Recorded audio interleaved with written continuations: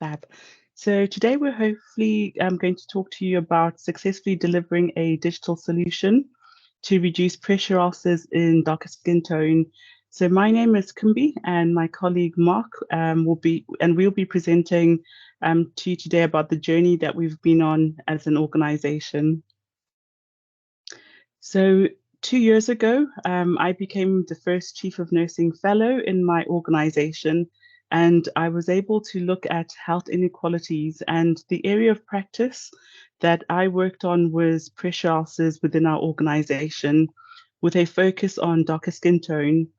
Through our library service, we got to learn that in 2020, pressure ulcers were costing £3.8 million a day to the NHS. So since the pandemic, that probably has gone higher in terms of daily cost. What we also went to learn was Professor Bennett in 1995 had a call to action in looking at pressure ulcers, as he felt that in terms of our clinical training, the focus had always been based on white or pale skin tone. And what we needed to look at was how to assess and manage darker skin tone. What we've since learned is that our systems are not developed or designed to capture and manage and monitor pressure ulcers in darker skin tone. And that's what we're looking at as an organization. What we're hoping to do is to reduce the gap in relation to our health inequalities within this area. And in terms of this project, it actually started off in the west of Birmingham because we have a really diverse population group within this part of our city in Birmingham. So when we were looking at the project, we had 4 aims. What we wanted to start to do was to look at how we improve the early identification of pressure ulcers. So pressure ulcers come in 4 stages primarily. And what we wanted to look at was stage 1 and stage 2 to see if there was anything that we could find within this part of the pressure ulcer development. To do this, what we wanted to do was to look at a visual record, because what we went on to learn was that we didn't always have the photographs that we needed in order to educate our staff, our community, when it came to education of pressure ulcers and darker skin tone.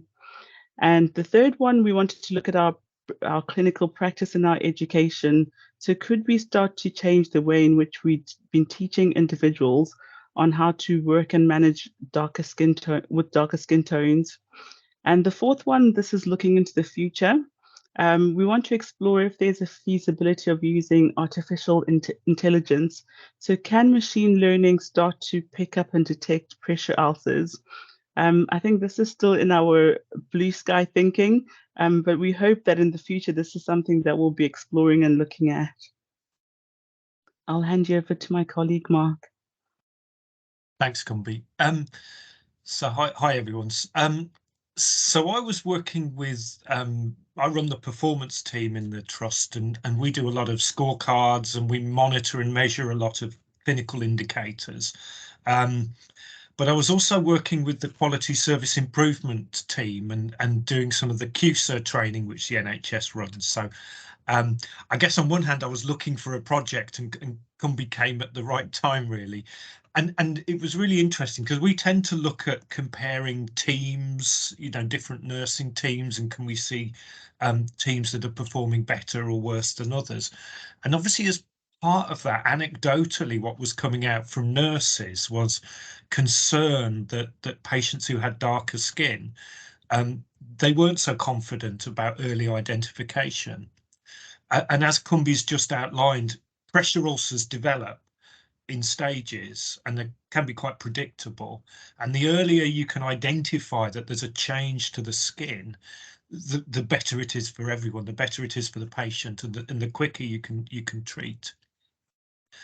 So the first question we asked was, we hear anecdotally that there's this concern, but can we demonstrate it? Is there any evidence in our data? So we record every pressure ulcer that our community teams come into contact with. And I should say this is primarily community nursing. Every pressure ulcer is recorded on our trust Datix system. And we also know the stated ethnicity of the patients in most cases. So The column on the left here shows us of all the pressure ulcers we recorded in that whole year 21-22. We can see the proportion. So this large blue band here are white patients. I should say our population, our elderly population that develop pressure ulcers are not really representative of Birmingham demographics as a whole, because they tend to be quite elderly. And we can see there the green bands of black patients in red and Asian patients in green. And what we can see, so these really moisture-associated skin damage, these are very early stage pressure ulcers. These are kind of indicative of things that are changing. And we can see that white patients are overrepresented here compared to the overall caseload of patients who develop pressure ulcers. And as we move through the stages, and particularly as we move through the category 3 and the category 4 pressure ulcers, just visually, it's really clear that Asian and black patients are becoming overrepresented in those categories. So what that means is we're more likely to find those more advanced pressure ulcers on those patients. And that means that we probably missed earlier stages where we could have picked those up and we could have identified those.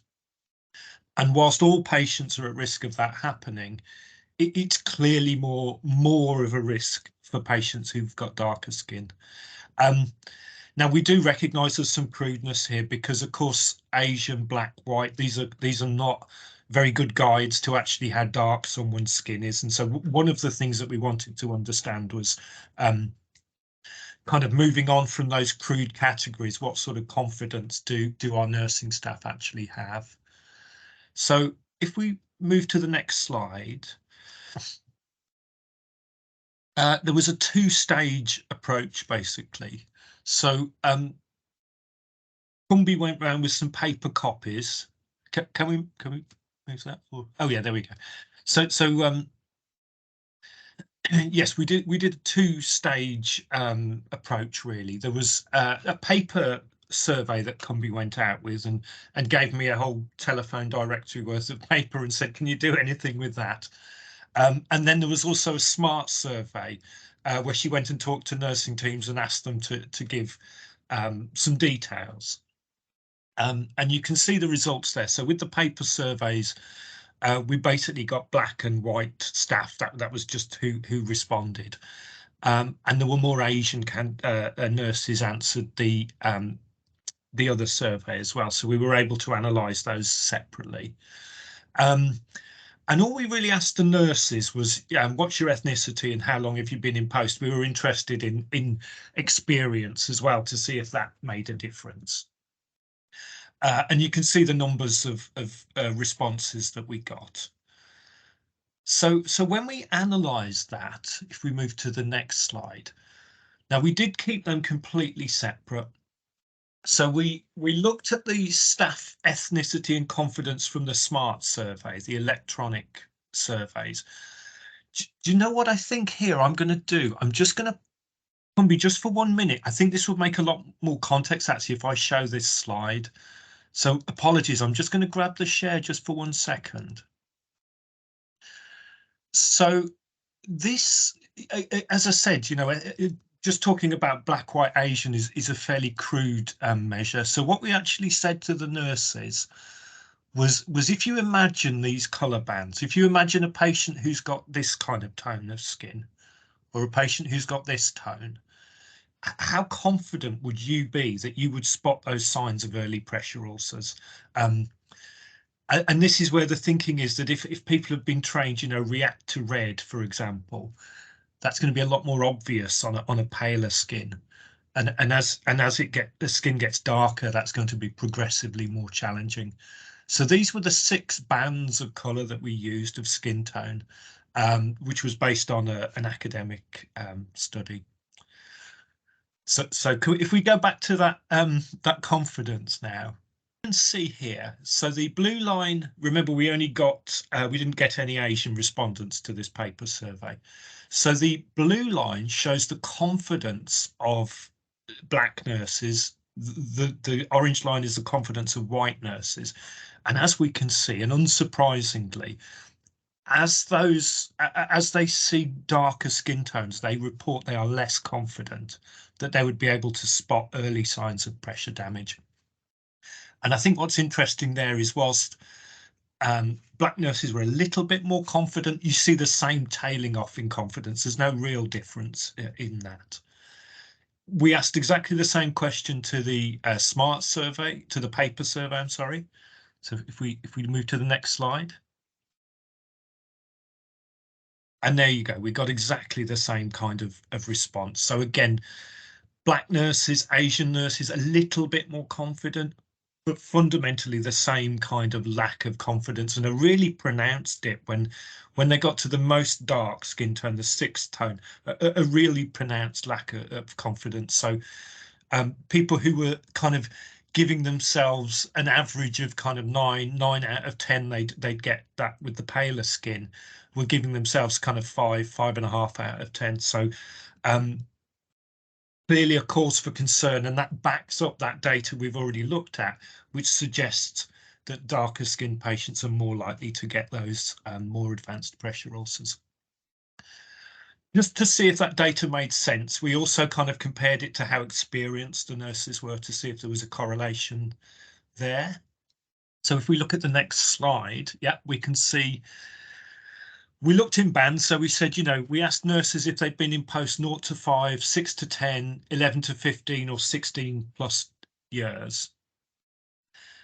And again, we got exactly the same pattern. So this really kind of says that the data does feel like it's telling us something meaningful. And regardless of how long you've been a nurse, your confidence is lower with darker skin. One thing I find particularly interesting here is the most confident are the 11 to 15 years. As people are in post a little bit longer, they kind of learn what they don't know. So that was the SMART survey. The paper survey, which Kumbi can show us now, told us exactly the same thing again. Regardless of how long you've been in post, you see that same reduction in confidence, with the more junior staff being the least confident as well, but the same kind of pattern. So all of this kind of came together to say, you know, clearly there's something here that we need to do something about. So the next thing we said is, well, okay, we know what the national kind of model is, and React to Red is one of the, you know, is certainly what I came across when I was looking at pressure ulcer identification. So we asked people, you know, well, what else do you think is meaningful? What works for you? And there were a whole range of other things, because obviously these are incredibly experienced nurses. They're in and out of homes all the time. So they came with all sorts of things, you know, the temperature of the skin, whether there's a difference in temperature, whether there's a difference in texture, a sponginess, a tightness, a shininess, swelling, inflammation, really all sorts of different variations that would give them cause for concern and make them think that there was something happening. And pain as well, of course. Someone just reporting pain or discomfort was another key thing. So we started to get some information here to say that while the national stuff perhaps isn't helpful for a lot of our patients, there isn't nothing else we can do. There's all sorts of other criteria people can use and which they find helpful to understand this area.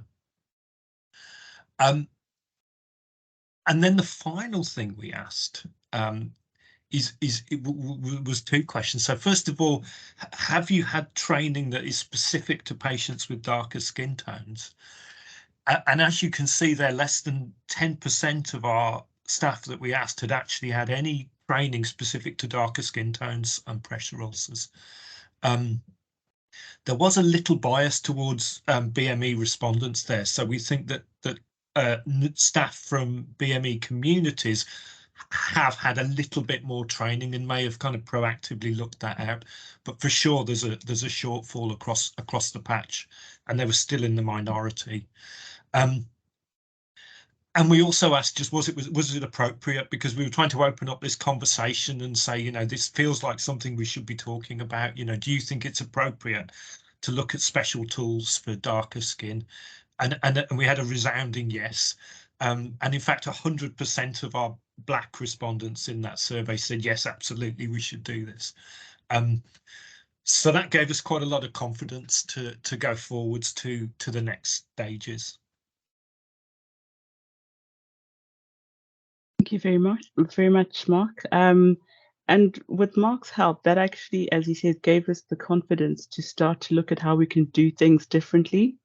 And the first thing we started asking the question was, should we look at skin tone in relation to ethnicity or skin tone? And actually, what we learned is that actually we need to look at skin tone rather than ethnicity. So I think we've become quite comfortable and confident in talking about ethnicity, but actually we now need to shift to talk about skin tone. So what we started doing, so with the help of one of our district nurses, Lou Morris, we started looking at global literature. And as Mark highlighted earlier, there was a national campaign called React to Red. But if you look at my skin tone will never show redness and it will never blanch.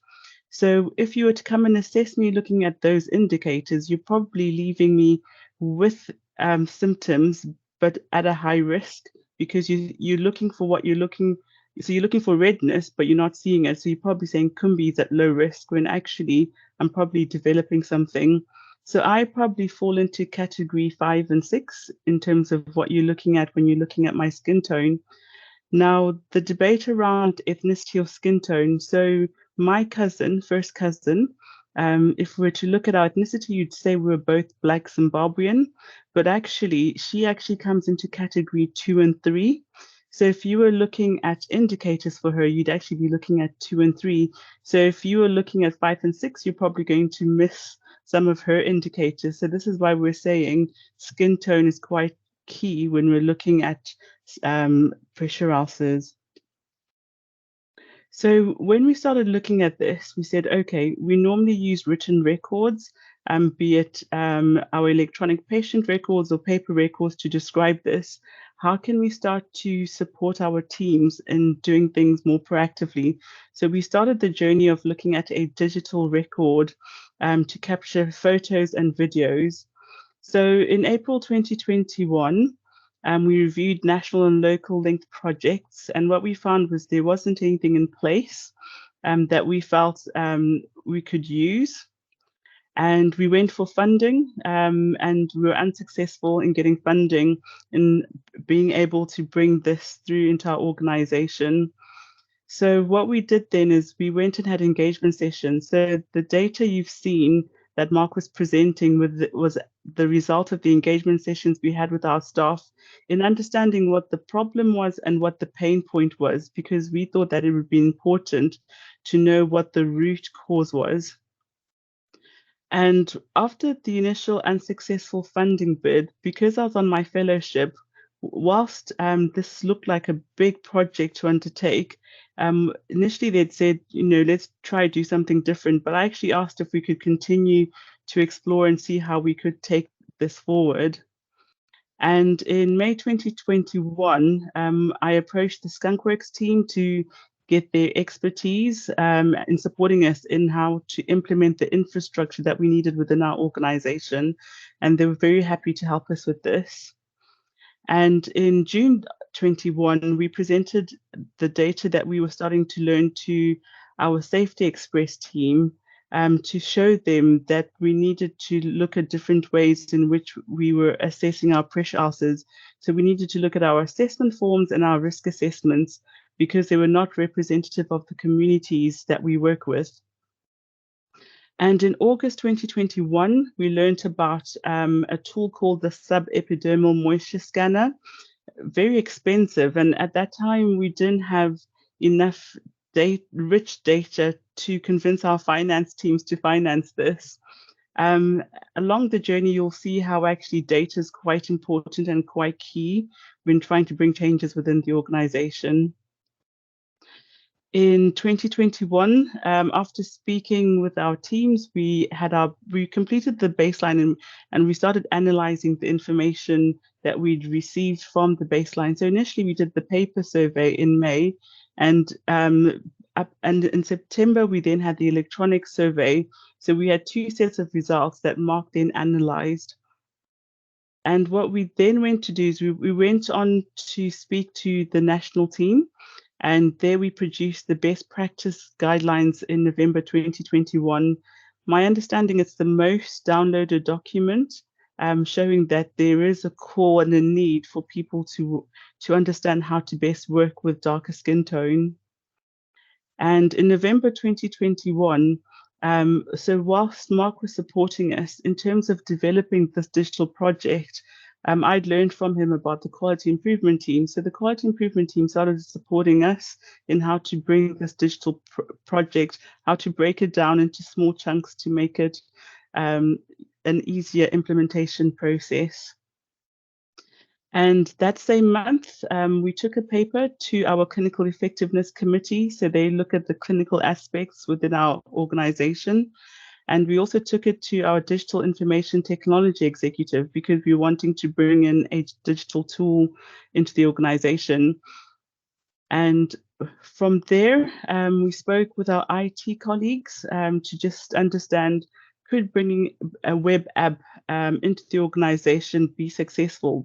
So that's one of the things that we've learned from other projects, is that there are some amazing tools out there, but if they don't align with your IT systems, that's where that project ends. So make sure you become really good friends with your IT team. As part of bringing in this project, we worked quite closely with our information governance team.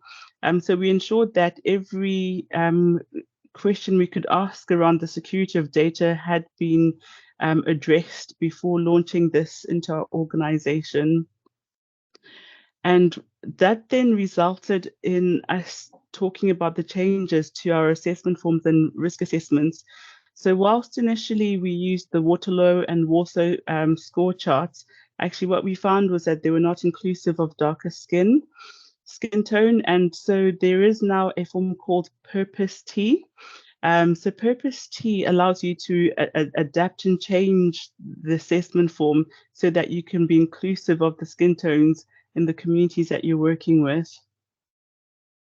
From there, we went back to exploring the subepidermal moisture scanner, because what we wanted to understand was, whilst sometimes we've been told there are no indicators on darker skin tone at stage 1 and stage 2, actually could a scanner start to pick up damage under the skin? So we started a pilot to see if this was something that could support our clinical practice. Alongside this, we started working with our business intelligence team in looking at how we'd map this into our electronic patient record. Because again, it was quite important that this didn't sit in isolation. It needed to sit as part and parcel of a wider system of other tools that we use in the organization. What we then learned, I guess, as part of this journey was actually we needed to consult a number of services, divisions. And so we then looked at a new interventions policy. And this policy looks to ensure that you've consulted every team that would potentially use this tool. So that was a learning part for us, is that make sure that everyone who needs to be cited on it is cited on it. So yes, if you're looking to implement something like this, we're more than happy to share this policy because it's been quite helpful along our journey. And then in August 2022, our DPIA was approved. Lesson learned. I think when you start a project, start this from day one. We started it much later, and I think what we learned was actually the minute you commence a project, get your DPIA started as well. We then signed a contract to pilot with our third-party supplier, Isla, for 6 months, because again, we needed to prove the confidence of using this app across wound management within our organization. And in September, we started training our district nursing and tissue viability teams. And on the 3rd of October, which at this point, I didn't think this would happen, but actually we actually launched our pilot. So we started piloting the app in terms of looking at wound care. And in February 2023, we're invited to the Midlands Community Digital and Data Regional event to present the work that we've been doing, the journey that we've been on. And in April, we had the pilot extended for a further 6 months. So there was enough confidence to show that this was making a difference, but we just needed to evidence how this could be used in other areas across the organization. In April 2023, Mark and myself, we put another paper together and that was published. So again, we're more than happy to share that because again, that evidence is what we've been talking about around the early and late detection when it comes to darker skin tone. And in August 2023, the NHS England approached us in blueprinting this work because what they were hearing from other areas was that actually this is something that they'd be interested and would want to do. So in November, we should hopefully have a blueprint that you can see in terms of all the documentation that we've used to get us to the point where we've gone, where we're up to now. I believe, if lessons have been learned, I think we should share the learning, and how do we ensure that people aren't learning the mistakes we've learned. So hopefully you'll get that in November. And in August 2023, there was another case for change. So during the pandemic, people were using WhatsApp for their patients to communicate with them. So an innovative way of sending photos and videos. However, this is a clinical record. So what we're wanting is that they move on to the web-based app because that is a safe and effective way of maintaining the patient's clinical record. And in September, we met up with our finance team again looking to see if we can get the app funded for 3 years. So there's a lot that you have to go through. However, the difference that our patients and our clinicians are telling us this is making to their working lives and to their quality of life as patients makes it, it's important for us to continue along this journey. So I think the future looks good. There's more steps to take, but we're definitely on the journey, and I think we're on the right journey. We're heading in the right direction, which is the most important part. So in terms of who's using the app, so phase one, we've looked at wound management, so tissue viability, lymphedema, podiatry, and our district nursing teams. And in phase two, our speech and language and therapy teams, our dietitians, nutrition nurses, physiotherapy, and OTs, occupational therapy, have started showing us actually that they have a use case for using this web-based app. So what's wonderful to see is something that started in often one clinical area is now being used by other areas in the organization. And I hope that confidence continues across our organization. So co-production in action. So who do you need to get something like this to take shape and to get to where it needs to get to? As you can see, this is a list of individuals, teams across the country that have stepped in to give us information, share knowledge. I'm sure we could add a third line of other people that we've engaged with. So it just goes to show that there's a lot of people that you need to engage with in bringing something like this to life. The benefits, our patients are saying they're much happier with having early detection and management of their wounds. In terms of staff benefit, increased accuracy. They feel more confident in training and up-to-date information. Sometimes we have reduced travel time because this app is patient-facing, so we can send a link and they can send us an image. And in one case, someone was actually able to prescribe antibiotics within a couple of hours of assessing a wound. They were able to send the prescription electronically to the pharmacy, and the patient had their antibiotics by the end of the day. So again, an improved process for our patient in that instance. In terms of education, a greater understanding. I think at the start of this, I think when you start to question, is someone's practice the best practice? I think that leaves people in a nervous position. But actually now, when you see the confidence in our staff, it was definitely worth going on that journey, asking those questions and seeing the improvement.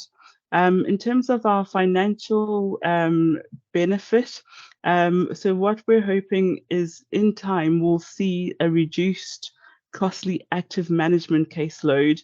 Um, as with anything that needs embedding, it takes years. So we're hoping that we can go along the journey with our finance team. In terms of risks, as you all know, we've got a national staff shortage. So initially, our concern was, would we have people willing, with staff shortages, to learn a new skill set? And actually, as they've seen how much it's benefiting them, people have slowly started gaining confidence and increasing the use of the app. And this evidences it. So at the left of the screen was when we started using the app. So as you can see, there was very low usage. Then we had an increase and then a decrease, and an increase and a decrease. But as we got to July 2023, as you can see, the increase. So we're continuing on an upward trajectory in terms of people's use. We've got Bernie, who's our tissue viability lead. She's been one of the biggest champions of this, and she's seen how much of a difference it's made. So she constantly ensures that her team are using it. I know one of the things that we've started looking at is how we use this when we're triaging patients. We're also looking to see if we can use it in the care homes around Birmingham, because sometimes we know people want a second opinion of what they're seeing. So this tool allows us to do that, which is quite useful. In terms of the financial case, I talked about the subepidermal moisture scanner. Initially, we were told it was too expensive. We did a 4-week pilot on our end-of-life ward. After 4 weeks, there were no pressure ulcers cited on this ward.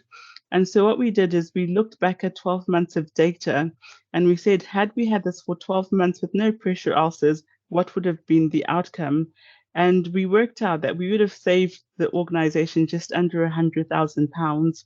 So we've now actually successfully brought in the SEM scanner on our end of life ward.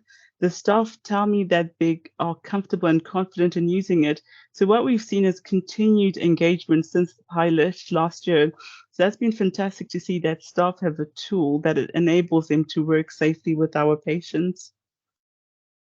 Other feedback that we've had, so remote working making a difference in the triaging, being able to get that quick second opinion, liaising with other services. It's quite seamless, and also consent. So in our paper records, whilst we had consent to take the images, we didn't have consent to use it to train or for education purposes. So by setting up this digital visual record, we now have consent to do that. So what we're hoping is that we can improve our patient care through utilizing the images that we're taking. It's quicker to manage, and professionally, it's more. When you look at it visually, it's presented in a way that makes it easier to translate and talk to other services. So I know in some instances when we've needed GP input, we've sent them an email with the images, and we've had responses that day or the next day. So again, increasing the speed of patient care. So our next steps, as I've said, we're hoping we'll deploy this to our whole organization, and we're hoping to look at artificial intelligence. It's an early stage in terms of this journey, because machine learning is as good and as accurate as you teach it. So if we teach it with bias, it will produce bias. So we want to make sure that we're doing this safely. So that for us is one of our long-term goals. So collaborators. So in April 2021, so we're in the pandemic on a Teams call, and we were like, is this possible? And by the following February, actually, we'd started to look at different ways in working. So as you can see there in the picture on the right, we'd started to see that actually we needed to look at skin tone rather than ethnicity when it came to pressure ulcer management. The lessons that I learned was gain a good understanding of the problem or the issue that you're trying to solve. So working with someone like Mark, who just loves data and has just got a good knack of making data seem so easy, was one of the things that helped us to take us to where we are. And I think the other thing is we keep talking about things, but we never start doing it. So I'd say just start doing it. So we're now 2 years in, and we started doing, and this is where we are now. And last year, I received an award for the work that we've been doing. For me, I live and work in Birmingham, so it's important that the care we provide is very much representative of the people in our city. And so I hope that this inspires people to go back into their areas of practice or in your communities and start to ask the question, actually, does my care represent me? And actually, if it doesn't, what am I going to do about it to make a change or a difference? And that's the end of the presentation. So I will stop sharing.